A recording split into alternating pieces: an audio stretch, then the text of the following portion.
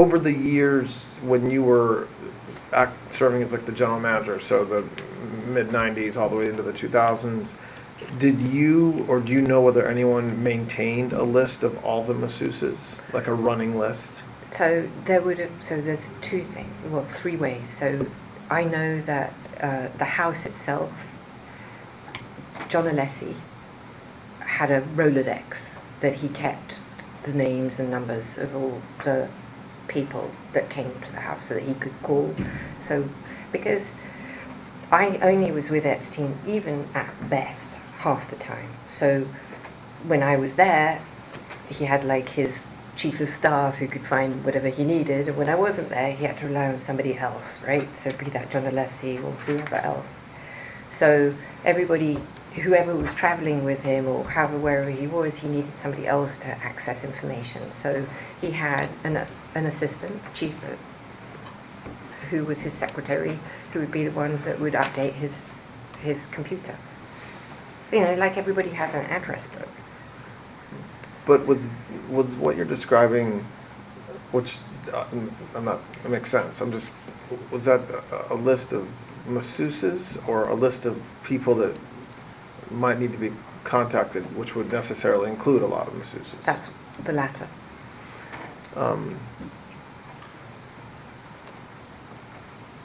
And did you update that? Like, were you one of the people that would add names to it? Like, if a masseuse came and leaves and Mr. Epstein says yes, she was good, would you be part? Like, how was the list kind of maintained, or who maintained it? Typically, no, because there would be an assistant who would do that. Plus, Epstein would not allow me to answer the telephone ever. So, or maintain or keep any of his messages either in the office or at the house. So typically that wouldn't be, because I wouldn't be the one. Could I say to you I never did it? No, of course not, because that just seems ludicrous. But as a rule of thumb, the answer would be no. During the 2007-8-9 the investigation out of the Southern District of Florida, so you said that you weren't contacted by law enforcement. I was not.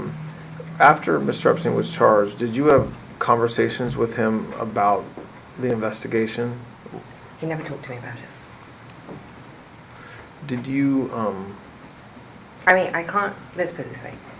If he did, I have no recollection of it. I mean, I'm sure he must have said, this is all whatever he said, or it's nothing, or whatever. I mean, I just don't have any memory. I mean, I was with Ted.